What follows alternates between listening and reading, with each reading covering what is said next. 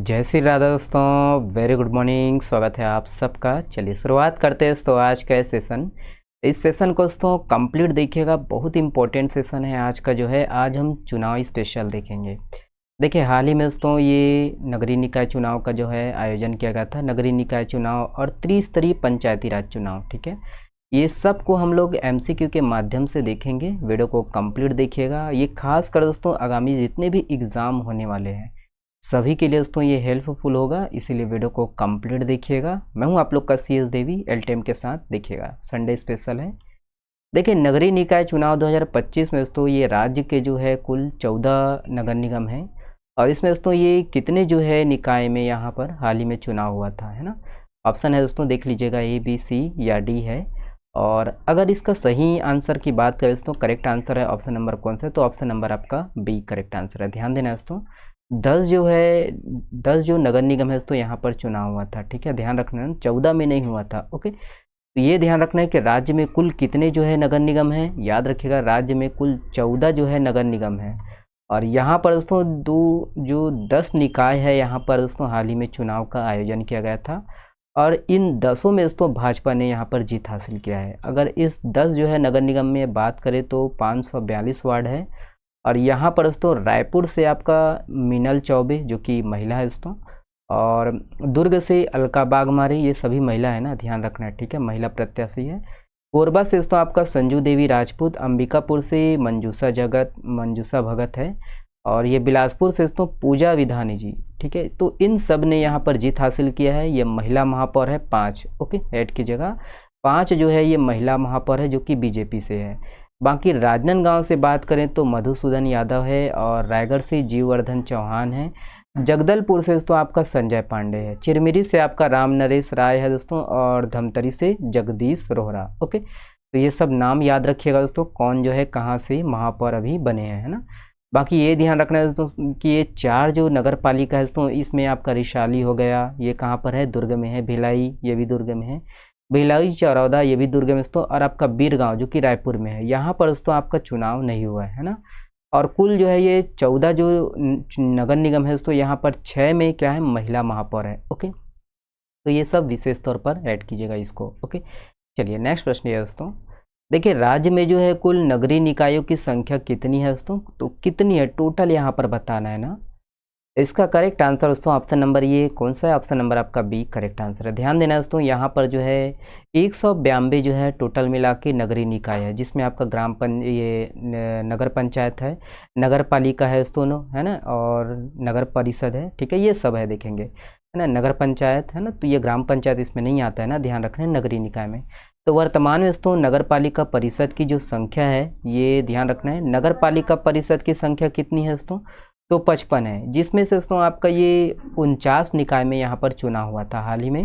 अगर यहाँ पर वार्ड 49 जो निकाय है, यहाँ पर वार्डों की संख्या दोस्तों 949 है और इसमें से ये है, देख लीजिएगा कौन जो है किसने जीत कितने में हासिल किया है। तो भाजपा ने, ये याद रखना है, 35 में यहाँ पर जीत हासिल किया है। और कुल जो है नगर पंचायतों की संख्या की बात करें तो 123 है दोस्तों, जिसमें से 114 जो है निकाय में यहाँ पर चुनाव किया गया था। अगर 114 निकाय में वार्ड की बात करें तो 1710 वार्ड है दोस्तों। राज्य में जो है कुल नगरीय निकायों की संख्या कितनी है, ध्यान रखना है, कुल जो है नगरीय निकायों की संख्या 192 है ना, जिसमें से कितने में चुनाव हुआ था दोस्तों, तो याद रखना है 173 में जो है यहाँ पर चुनाव हुआ था, ओके। तो ये सब जानकारी विशेष तौर पर ध्यान रखना है, ठीक है, पूछा जा सकता है कभी भी, ओके। चलिए ये वाला प्रश्न देखिएगा। देखिए किस नगरीय निकाय से पहली बार दोस्तों आम आदमी पार्टी ने जो है जीत हासिल किया है, तो ये देख लीजिएगा, ऑप्शन को ए बी सी या डी है। और इसका करेक्ट आंसर की बात करें दोस्तों तो ऑप्शन नंबर आपका ये सी सही आंसर है दोस्तों। बोदरी नगर पालिका है कहाँ पर दोस्तों, तो ये बिलासपुर जिला में पड़ता है, याद रखिएगा। तो ये नगरीय निकाय चुनाव दोस्तों यहाँ पर ये देखिए प्रथम जो है ये प्रथम चरण में हुआ था, एक ही चरण में दोस्तों पूरा जो है नगरीय निकाय खत्म हो गया है ना। तो 11 फरवरी को दोस्तों इसका चुनाव हुआ और 15 फरवरी को मतगणना हुआ। 15 फरवरी को ही दोस्तों नगरीय निकाय में जो आचार संहिता लागू था ये खत्म हुआ है, ठीक है, समाप्त हुआ है। बाकी दोस्तों पार्षदों की अगर कुल संख्या की बात करें तो 3201 है यहाँ पर। और पहली बार जो चुनाव में सम्मिलित होने वाले जो नगरीय निकाय है ये 11 नगर पालिका है और 23 जो है नगर पंचायत है। बाकी ये ध्यान रखना है कि यहाँ पर जो बोदरी नगर पालिका है तो यहाँ पर पहली बार जो है आम आदमी पार्टी ने जीत हासिल किया है। और ये ऐड कीजिएगा दोस्तों कि पहली बार जो है ये पामगढ़ नगर पंचायत में है ना, ये बसपा को यहाँ पर जीत हासिल किया है। ये पामगढ़ नगर पंचायत कहाँ पर है दोस्तों, याद रखना ये जांजगीर चांपा में, ठीक है। बोदरी नगर पालिका कहाँ पर है दोस्तों, तो ये बिलासपुर जिला में है, ऐड कीजिएगा, है ना। आम आदमी पार्टी ने यहाँ पर पहली बार जीत हासिल किया है पूरे छत्तीसगढ़ में। ओके, चलिए नेक्स्ट प्रश्न ये है, देखिए दोस्तों कि रायपुर दक्षिण विधानसभा का जो है हाल ही में उपचुनाव हुआ, यहाँ पर दोस्तों कौन विजयी हुए हैं। देखिए इसका करेक्ट आंसर दोस्तों ऑप्शन नंबर ये बी करेक्ट आंसर है, सुनील सोनी जी, याद रखिएगा ना। यही है दोस्तों कि 13 नवंबर 2024 को यहाँ पर रायपुर दक्षिण विधानसभा में उपचुनाव का आयोजन किया गया था, जिसमें बीजेपी से दोस्तों सुनील प्रत्याशी ने यहाँ पर जीत हासिल किया है। तो यहाँ पर दोस्तों पहले कौन था, तो याद रखना ब्रिजमोहन अग्रवाल जी थे, तो ये याद रखना है, ठीक है। तो उनके पद से इस्तीफा देने के बाद ये जो है यहाँ खाली था, ये सीट खाली था। ओके, ऐड कीजिएगा ना ये सब। चलिए नेक्स्ट प्रश्न ये है, देखिए नगरीय क्षेत्रों में लागू आचार संहिता दोस्तों कब समाप्त हुई है, तो अभी बताए हैं, इसका करेक्ट आंसर कौन सा है, तो ऑप्शन नंबर आपका ए करेक्ट आंसर है ना। 15 फरवरी 2025 को दोस्तों ये समाप्त हुई है ना। यहाँ पर ये ध्यान रखना है दोस्तों कि राज्य निर्वाचन आयोग के द्वारा यहाँ पर 20 फरवरी है ना, 20 फरवरी 2025 है ना, फरवरी नहीं है माफ़ कीजिएगा, 20 जनवरी है ना। तो 20 जनवरी से दोस्तों यहाँ पर नगरपालिका और ग्राम पंचायतों में जो त्रिस्तरीय पंचायत चुनाव हुआ था, तो इन दोनों क्षेत्रों में दोस्तों यहाँ पर 20 जनवरी 2025 को आचार संहिता लागू हुआ है। ये ध्यान रखना है दोस्तों कि नगरीय क्षेत्रों में जो है कब समाप्त हुआ, नगरीय क्षेत्रों में 15 फरवरी 2025 को परिणाम आने के बाद इसी दिन से दोस्तों यहाँ पर लागू आचार संहिता है ये खत्म हो गया। कब खत्म हुआ, तो 15 फरवरी 2025 को नगरीय क्षेत्रों में।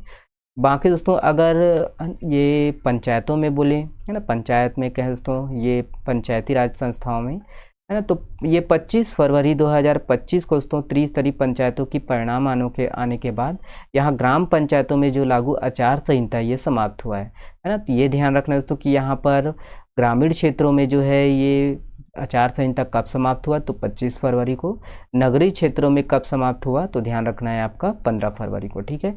और पूरे छत्तीसगढ़ में लागू कब हुआ दोस्तों, तो ये याद रखिएगा 20 जनवरी 2025 को ये आचार संहिता लागू हुआ। ओके, चलिए देखिए छत्तीसगढ़ में दोस्तों नगरीय निकाय चुनाव के तहत महापौर व अध्यक्ष का जो निर्वाचन है ये किस पद्धति से हुआ, तो ये ध्यान रखना है दोस्तों। यहाँ पर पद्धति की बात किए तो ऑप्शन नंबर आपका बी करेक्ट आंसर है, प्रत्यक्ष पद्धति से हुआ। लेकिन ये ध्यान रखना है कि आपका कांग्रेस की सरकार में ये अप्रत्यक्ष था, है ना, तो ये ऐड कीजिएगा। ध्यान रखना है दोस्तों कि अभी हाल ही में जो चुनाव हुआ यहाँ पर महापौर और जो अध्यक्ष का जो चुनाव है ये दोस्तों इसका जो है निर्वाचन प्रत्यक्ष पद्धति से हुआ है ना। और यहाँ पर ये ध्यान रखना है कि डिपॉजिट जो राशि है तो यहाँ पर अलग अलग जमा किया गया, जो प्रतिभूति जो राशि है जिसको अमानत राशि भी बोलते हैं ये अलग अलग किया गया। बाकी दोस्तों अगर नगरपालिका परिषद जो महापौर है दोस्तों है ना, उनके लिए नगरपालिका जो निगम में है ना, परिषद नहीं है माफ़ कीजिएगा, यहाँ हम निगम में है।